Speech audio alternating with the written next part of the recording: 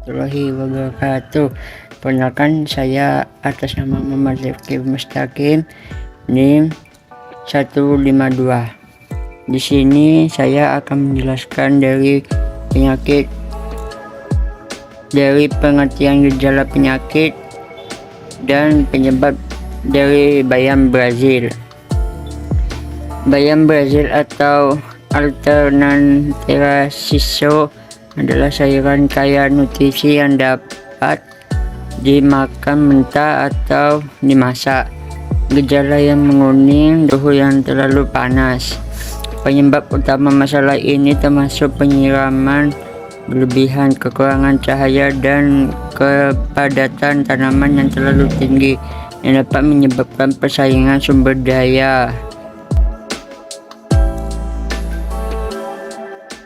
Mengatasi daun bayam yang menguning dan tampak terbakar, kita dapat memperbaiki nutrisi tanah menggunakan pupuk kompos untuk memperbaiki nutrisi tanah, karena pupuk kompos ini terkandung nitrogen dan kalium.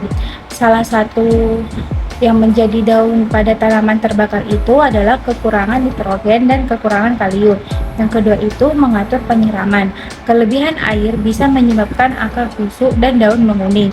Memastikan tanah memiliki drainase yang baik dan siram tanaman pada saat tanah mulai mengering. Yang ketiga, memberikan naungan. Ketika cuaca terlalu panas, berikan naungan sementara untuk melindungi tanaman dari sinar matahari yang terlalu kuat, terutama itu pada siang hari. Hal ini dapat mencegah daun tampak terbakar. Yang keempat itu mengendalikan hama dan penyakit. Periksa tanaman dari serangan hama seperti kutu daun dan tungau. Jika ditemukan hama ini, kita dapat menggunakan pestisida organik seperti sabun insektisida.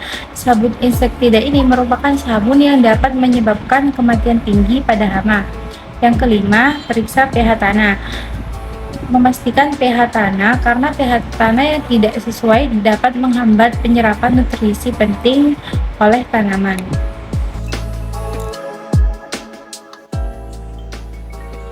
Pengertian gejala bercak merah. Bercak merah pada tumbuhan anggur adalah penyakit gejala yang ditandai dengan munculnya bercak merah atau coklat kemerah-merahan pada daun. Gejala ini dapat mengidentifikasikan adanya infeksi patogen atau kondisi lingkungan yang tidak menguntungkan bagi tanaman.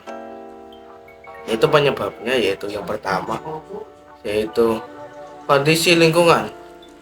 Kelembapan yang tinggi, suhu ekstrim, atau pencahayaan yang tidak memadai dapat meningkatkan resiko munculnya bercak merah. Yang kedua, kekurangan nutrisi yang tidak seimbang. Kekurangan unsur hara nitrogen dapat membuat tanaman lebih rentan terhadap penyakit. Assalamualaikum warahmatullahi wabarakatuh. Perkenalkan, nama saya Nafsi Sawati dengan NIM 24321201151. Saya dari kelas D. Di sini saya akan menjelaskan tentang cara menangani bercak daun merah pada anggur. Bercak daun merah pada anggur ini sering terjadi pada anggur yang disebabkan oleh penyakit jamur seperti embun tepung. Embun tepung ini penyakit tawar daun atau yang bisa disebut dengan virus yang menyerang tanaman anggur. Nah, caranya untuk menangani virus pada tanaman anggur ini atau bercak daun ini, salah satunya yaitu bisa dilakukannya pemangkasan daun yang terinfeksi. Gunanya itu agar untuk menghindari daun tersebut tidak menyebar ke daun yang lain. Terus bisa juga melakukan penyemprotan dengan pestisida. Nah, melakukan penyemprotan pada pestisida ini juga tidak sembarangan, jadi harus hati-hati, karena kalau tidak hati-hati bisa menyebabkan tanaman itu menjadi rusak atau malah tidak subur. Terus yang ketiga, dilakukannya kebersihan di area tanaman anggur tersebut, karena sisa-sisa daun atau buah yang jatuh di sekitar tanaman itu bisa menjadi tempat persembunyian bagi patogen. Nah, terus yang terakhir itu kita bisa menjaga kelembapan udara.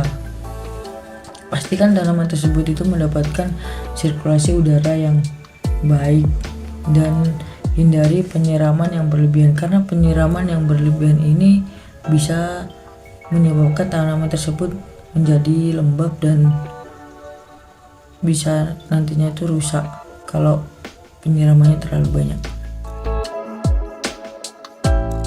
Selanjutnya yaitu gejala pada penyakit seperti pada gambar ini, yaitu pada tanaman gedi. Jadi tanaman gedi ini atau Abelmoschus manihot elmedik, nah gedi itu adalah salah satu tumbuhan dari suku Malvaceae yang umumnya itu ditanam di Sulawesi Utara dan Sulawesi Tengah. Nah, masyarakat itu biasanya mengenal dua jenis dari Abelmoschus manihot elmedik ini, yaitu gedi merah dan juga gedi hijau. Nah, jadi ciri-ciri morfologinya itu ya pada tanaman ini berupa daunnya yang merupakan jenis daun tunggal, tidak lengkap, terdiri dari helaian dan tangkai daun. Kemudian terdapat daun penumpu atau stipula. Tempat duduk daunnya itu tersebar atau folia sparsa. Kemudian bentuk daunnya itu bulat, tapi tepi daunnya itu berbagi menjadi yang tersusun dari 3 sampai 7 buah helai. Kemudian di ujung daunnya itu runcing atau asutus. Nah, kemudian akutus ya. Nah, kemudian pangkal daunnya itu berbentuk jantung atau berlekuk gitu, emarginatus.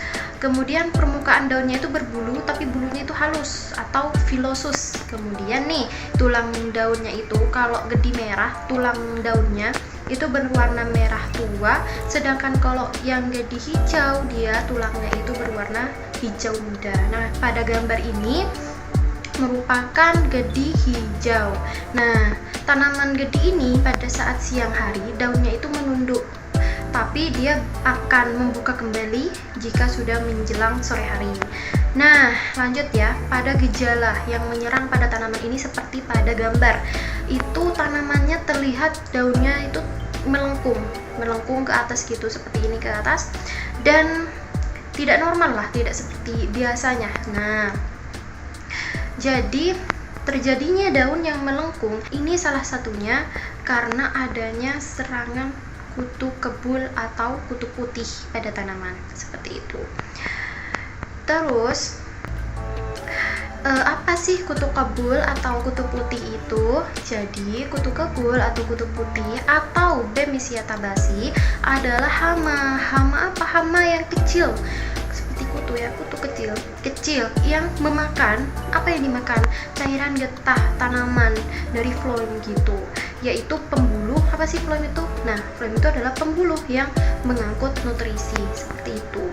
Nah, jadi kutu kebulnya ini dia menghisap getah tanaman menggunakan mulutnya yang berbentuk jarum yang dia tuh menembus permukaan daun. Nah, ketika kutu kebul ini menyerang permukaan atas daun dan menghisap nutrisi penting dari jaringan tanaman tersebut, maka mengakibatkan ketidakseimbangan aliran air dan nutrisi dalam daun sehingga menyebabkan daun tanaman itu menjadi melengkung ke atas dan menjadi kerdil, tidak seperti daun tanaman itu yang umum gitu, umumnya nggak kerdil tapi menjadi kerdil seperti itu.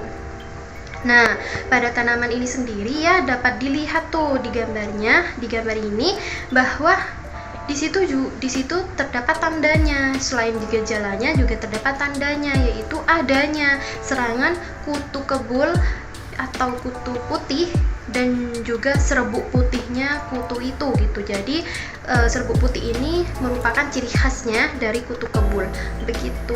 Jadi selain ada gejalanya juga ada tandanya, terlihat seperti pada gambar ini. Melanjutkan dari teman saya, sebelumnya perkenalkan, nama saya Iqbal Bahagi dengan NIM 2303211000076.